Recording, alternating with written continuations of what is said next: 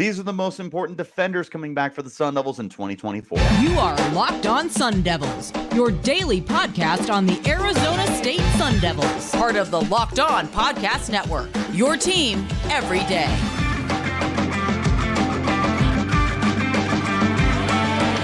Welcome back to the Locked On Sun Devils podcast, part of the Locked On Podcast Network, your team every day. My name is Richie Bradshaw, and I will be your guide for everything Arizona State Sun Devils. Thanks, as always, for tuning in and making us your first listen of the day. And, of course, a shout-out to my everydayers who are here every day. Wherever you're getting your podcast, hit like, subscribe, and turn on notifications so you get an update whenever we post new content. You can stay in touch with that content by following me on Twitter. You can find me at RichieBrads36, and podcast as well at LO_Sun Devils. Today's episode is brought to you by FanDuel. Make every moment more. New customers, join today and you'll get $200 in bonus bets if your first bet of $5 or more wins. Visit FanDuel.com/lockedon to get started. Ladies and gentlemen, boys and girls, welcome back to the Locked On Sun Devils podcast. On today's edition, we are going to continue our conversation from yesterday after taking a look at the most important offensive players that are returning for the team in 2024. We are looking at the most important defenders that are returning. And again, returning. No transfers, no incoming freshmen, nothing like that. These are the guys who were on the roster a year ago that are going to be in very pivotal roles for the team this upcoming season. And this is a firm ranking. So normally it's kind of a list.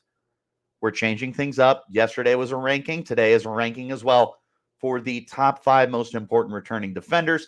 I, of course, have 5 honorable mentions that are also in a little bit of an order, not nearly as concrete as these top 5. And that's where we'll start our conversation. So the first of my honorable mentions is Xavier Alford. And this is probably a pretty unpopular take simply because Alford might be the best player on defense. Similar to yesterday when I addressed Jake Smith not being in my top 5 returning players. Alford did not get to play last year. Not because of injury, but because of the NCAA flexing their muscles on him and on Jake Smith for eligibility for a 2-time transfer.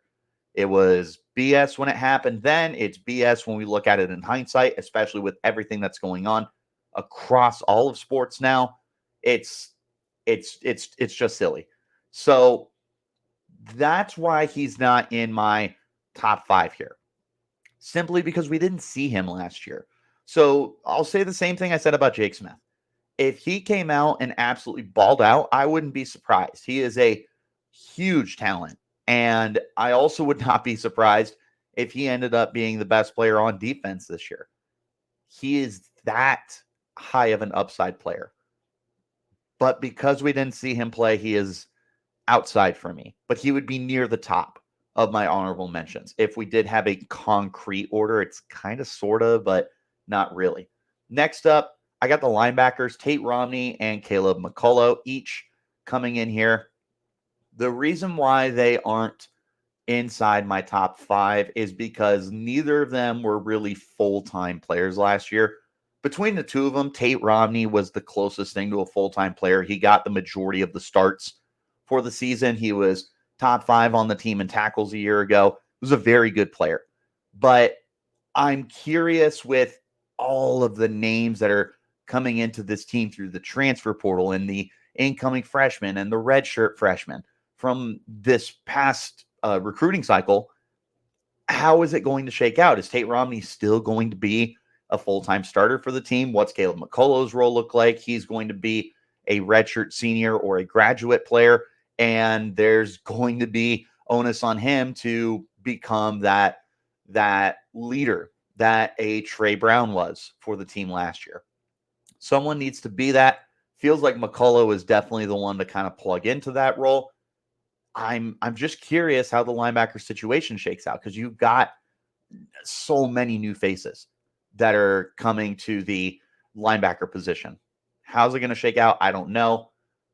Want to mention 2 other guys real quick. Anthonie Cooper along the defensive line. He would be higher for me if he was healthy last year. And either way, this is still one of your more pivotal graduate players on the team. He's been here for a minute, and he's going to be one of the few guys here that I feel positive saying, yeah, that's a starter.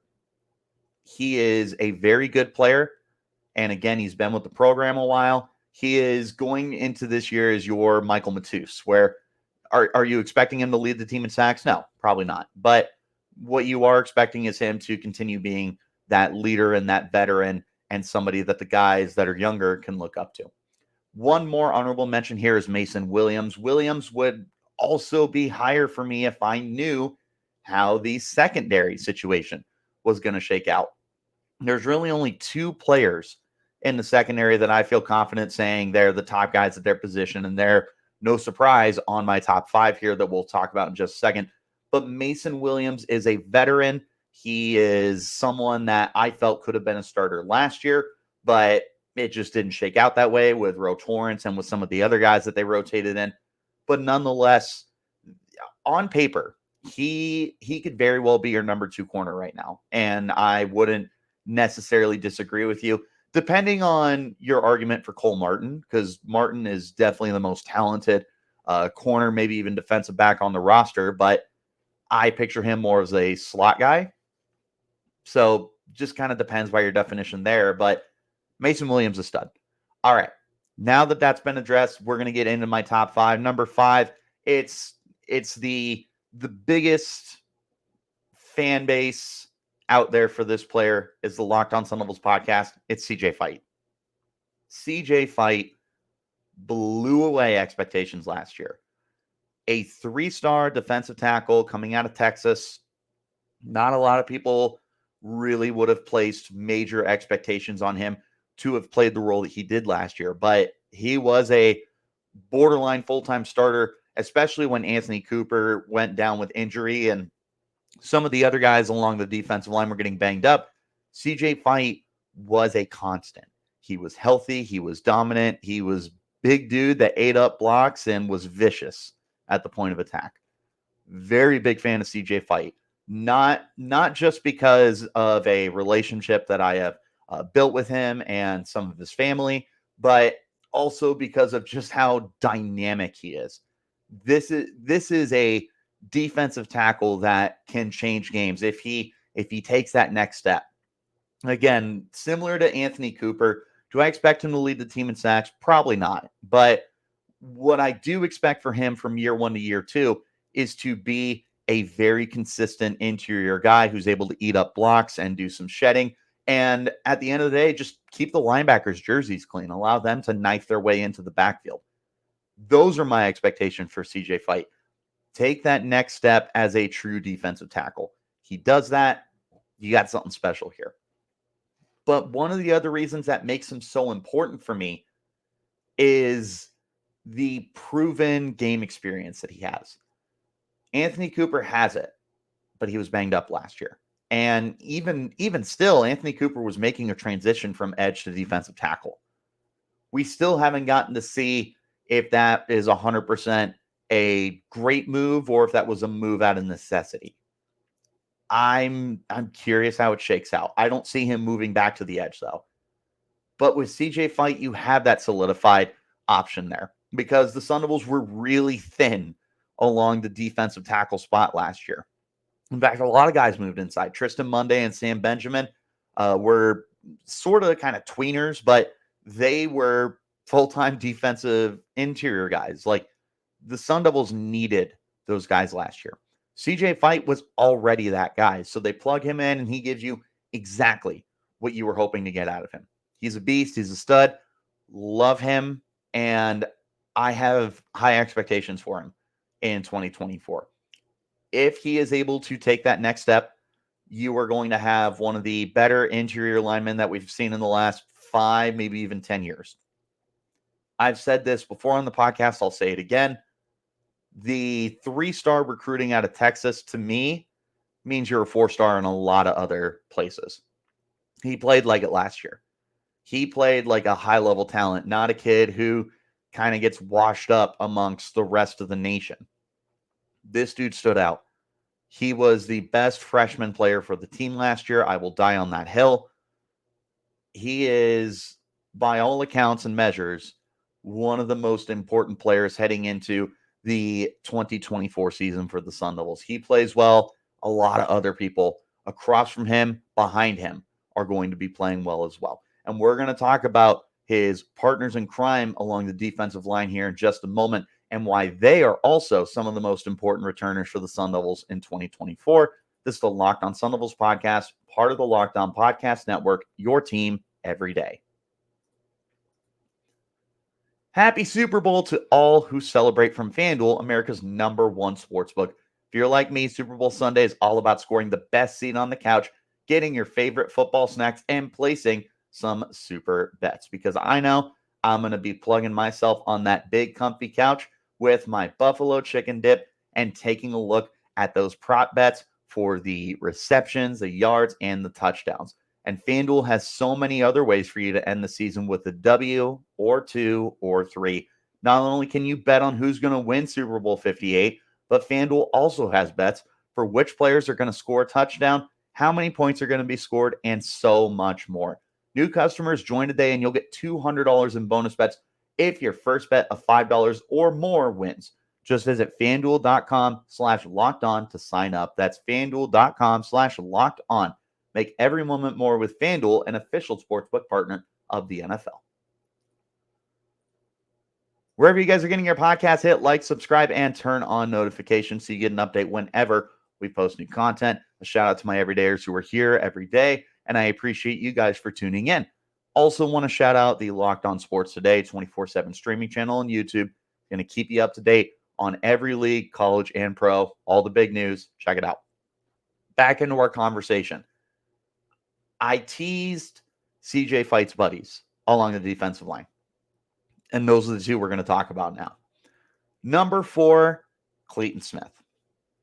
Clayton Smith, pound for pound, is one of the most athletic and dynamic players on defense. You would be hard-pressed to find players that are built and sculpted the way he is. I mean, this dude looks like those statues that you see of the Greek warriors. Like, this guy definitely looks the part of a full-time edge rusher who's going to be a nightmare in the backfield. He looks it. He plays like it too. And he was banged up last year. I think he got taken off the field like 3 times last year and still played through it and still finished third on the team in sacks with 4.5. He was behind Prince Dorbah and BJ Green, who tied for first with 6. And that's with missing time. That's with being banged up.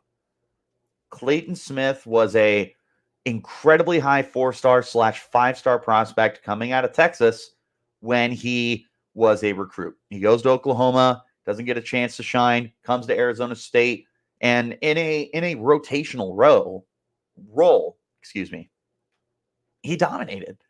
He looks the part of that bookend edge rusher for you. And BJ Green is gone. He is transferred. He's going to Colorado. Big bummer that he's gone, but I do think they're in good hands. And part of that is because of Clayton Smith. With Smith, you have a incredibly high upside player. I'm very curious if you could find 5 players on the team entirely that have a higher ceiling than Clayton Smith. Because just the athletic profile alone, he looks like a next level player. If he is able to become a more consistent player, if nothing else, just stay healthy, I try not to say sky is the limit, but it feels like the sky is the limit for this kid. It feels like Clayton Smith is primed to take a big step forward. Because again, he had 4.5 sacks last year, banged up 3 different occasions. He was ejected once for a terrible targeting call, but we all know how that goes with college football. There was a lot of time missed for Clayton Smith. Some of it not his fault. And yet, when he was on the field, you had to account for where number 3 was. You needed to know where he was at all times because he was a nightmare. he is so utterly talented. But I did give the edge, no pun intended, to Prince Dorbah here for my number 3 spot. And I really think you can go either way. In fact, I wouldn't blame you if you went like 3A, 3B, which I feel like I could be justified in doing that, quite frankly. But I held myself to a standard of doing a top 5 and ranking them, and I went Prince Dorbah ahead. The reason why is Dorbah was able to stay healthy for much more of the season compared to Clayton Smith. He did tie for the team lead in 6 sacks. The problem is he did so much of that at the start of the year and then really cooled off, because after the bye week against Colorado, he did not record a sack in any of the remaining games, and he did miss the final 2 games of the year. So banged up, yes. On the field more than Clayton Smith, yes. More productive, yes. Streaky, yes. But with all that being said, I think that Dorbah is your more complete player. When I look at Clayton Smith, I wouldn't say I see an unfinished product, but I definitely see the untapped potential and somebody who's scratching the surface. When I look at Prince Dorbah, I'm like, yeah, I know what I'm getting. I'm getting a beast. I'm getting a very good pass rusher. He cooled off, but there was a point in time where defense or offenses looked at him. They were like, we don't have very many solutions for number 32. We don't know how we're going to game plan to stop this guy. He is going to be entering this offseason as a full-time starter for the team across from Clayton Smith. And those two are going to have some fun figuring out who's going to be the biggest sack monster on the year, who's going to be the sack daddy for this team. I feel like Dorbah is closer to be a finished prospect right now compared to Clayton Smith, which is where I give him more of the edge. Is if you're asking me to bet on who I think is going to lead the team in sacks, I'm going to be taking Dorbah because I know for sure what I have with Dorbah. Clayton Smith, if he doesn't take a step forward, then he's still a really good player. If he does, then you're talking about maybe even an elite player. But I know where Dorbah's at right now. And I have to stick with what I know for the moment. But when we're doing this at the end of the season, wouldn't be surprised if Smith was higher. Wouldn't be surprised if Clayton Smith was number 1. Based off of pure potential, Clayton Smith is that guy. That's not even a diss to Prince Dorbah, who's an athletic freak himself. Like, this is also a player, don't get it twisted, that is able to beat you in more ways than one. These are two very athletic, talented players. If they are able to live up to their expectations and their potentials, you've got bookend guys. And last year you had Dorbah and Green combined for 12 sacks. I don't see any reason you can't get the same thing this year with Dorbah and with Clayton Smith. At a minimum, I think they should be able to match what they did a year ago. And if they did, that's 10.5 sacks. Is it elite? No, but you'll take it. I will take it every day of the week and twice on Saturdays. But the bottom line here is these are both absolutely dynamic players. You can put them in any order you want. That's the order I decided to go with. But there are 2 more players that we need to talk about as the most important returning Sun Devils for the defensive side of the football in 2024. We're going to get to them in just one moment. This is the Locked On Sun Devils podcast, part of the Locked On Podcast Network, your team every day.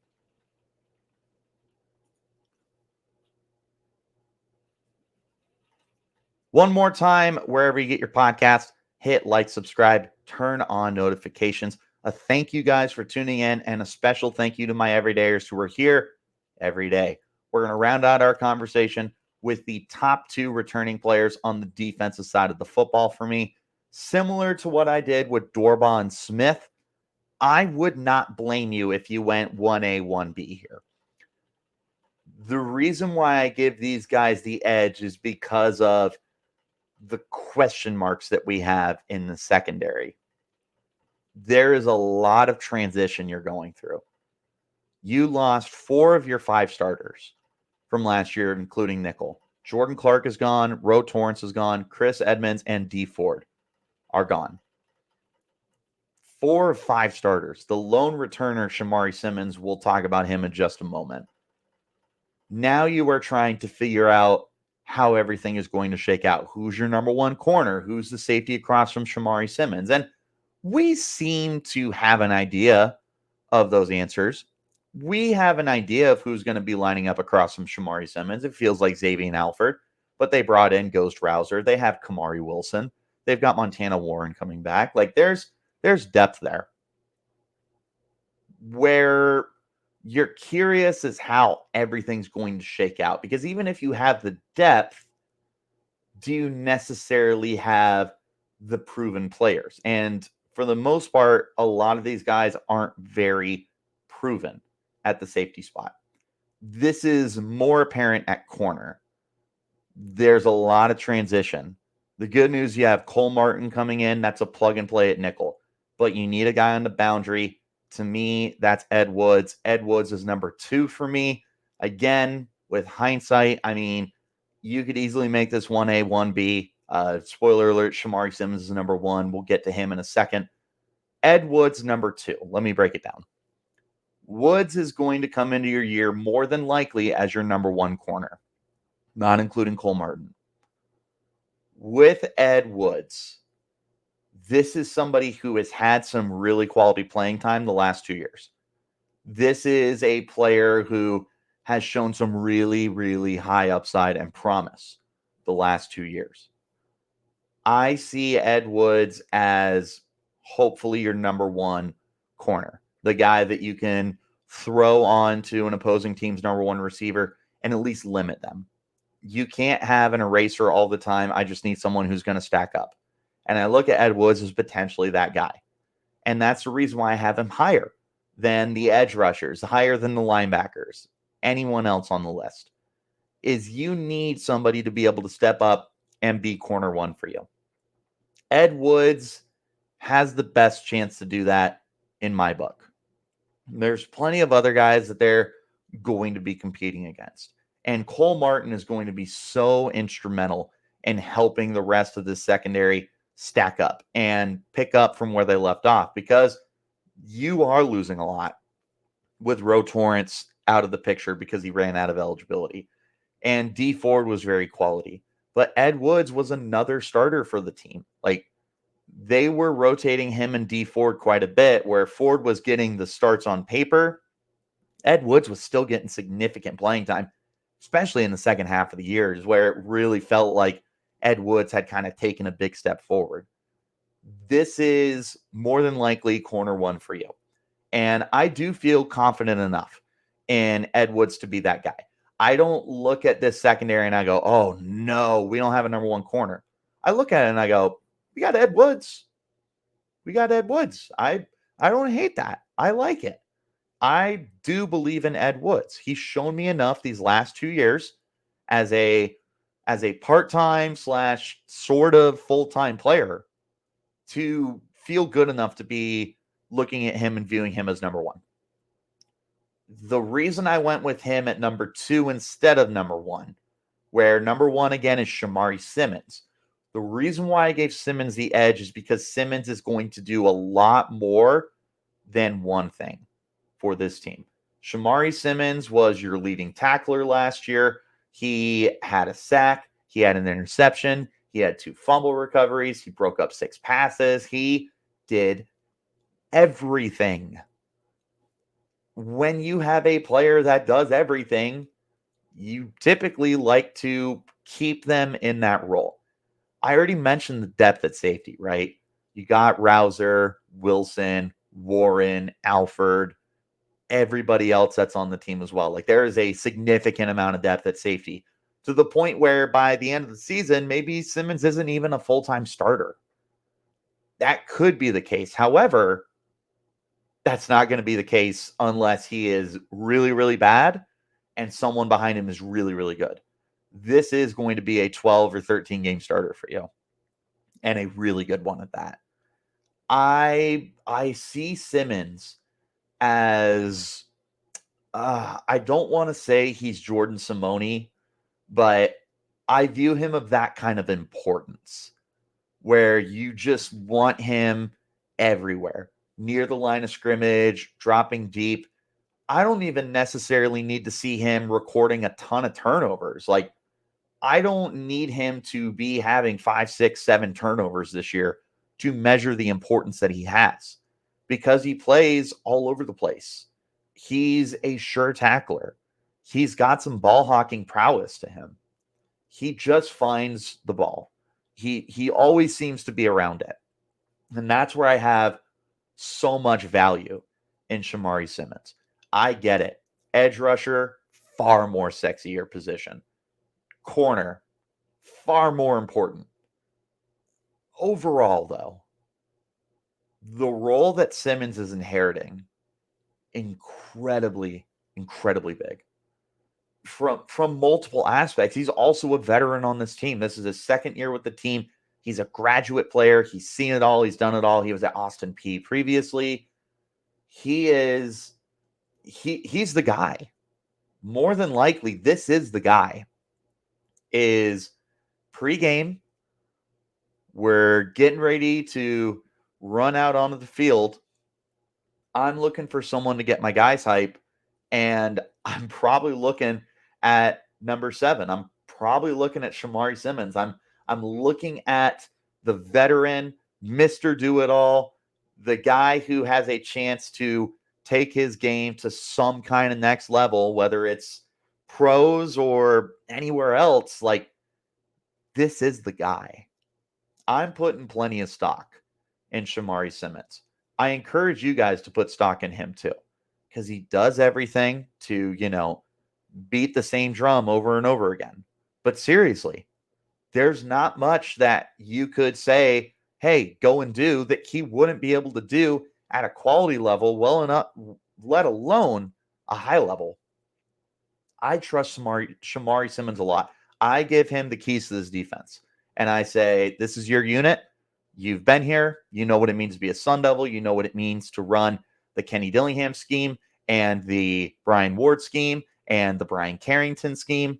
You know what it takes. You know what to ask. And there's a lot of new faces here, and we want you to be the guy that gets everybody incorporated, everyone bought in, and everybody ready to pick up where the defense left off last year, because the defense played very good football last year. And if they're going to continue to play good football, let alone great football, then there's a lot of pressure that's going to be placed on the shoulders of Shamari Simmons, and I believe in him. Those are my top 5 returning players, as well as a handful of honorable mentions. That is my list. Number 1 through number 5, hard ranking, not a these are the 5. No, this is my top 5. And I want to know your guys' top 5 as well. Did I leave somebody out? Do you think that somebody should have been higher than somebody else? Let me know in the comments. You can hit me up on Twitter. You can find me at Richie Bradshaw36, the podcast as well, at LO_Sun Devils. Wherever you're getting your podcast, though, hit like, subscribe, turn on notifications so you get an update whenever we post new content. And a shout out to my everydayers who are here every day.